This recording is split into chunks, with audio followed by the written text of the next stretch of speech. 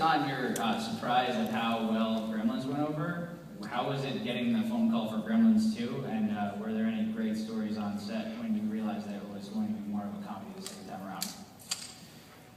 You know, the Gremlins 2 thing came about, it was very weird because there was 6 years in between Gremlins 1 and Gremlins 2, which kind of is a long time. And so we would hear different things like, yeah, it's Gremlins 2, it's going to take place in Vegas. It's going to be Gremlins destroying Las Vegas. We're like, oh, cool. And then, 6 months later, they'd be like, yeah, that's not happening. And we're like, oh, okay, that was kind of a cool idea.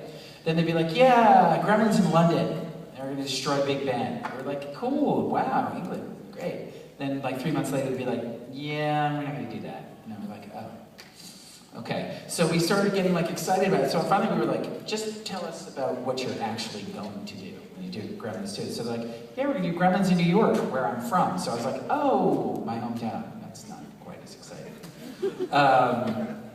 So they did Gremlins. And then, of course, really, they shot in New York for 3 days, and then they shot in Los Angeles, on a mock-up of the exact replica of the building at 101 Park Avenue, which cost $16 million to make that set, instead of shooting, but cheaper than shooting in New York, believe it or not.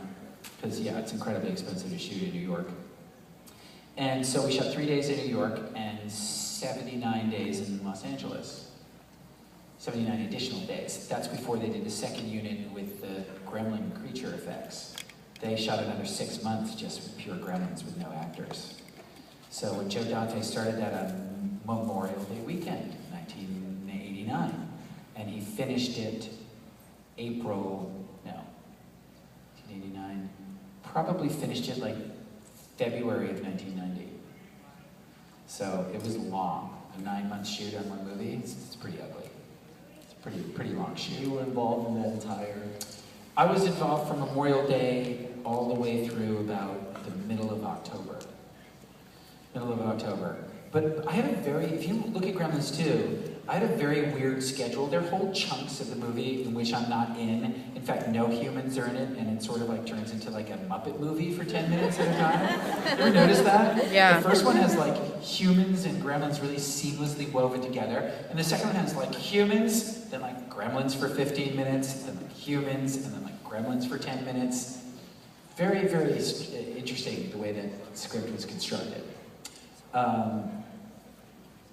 And so what would happen was I would start a shot from May to the middle of June, and the second AD came up to me and said, will you sign here, sign out? I'm like, yeah, I'm done for the day. And they're like, yes, we will see you back end of August. I was like, end of August? They're like, yeah, you have 9.5 weeks off.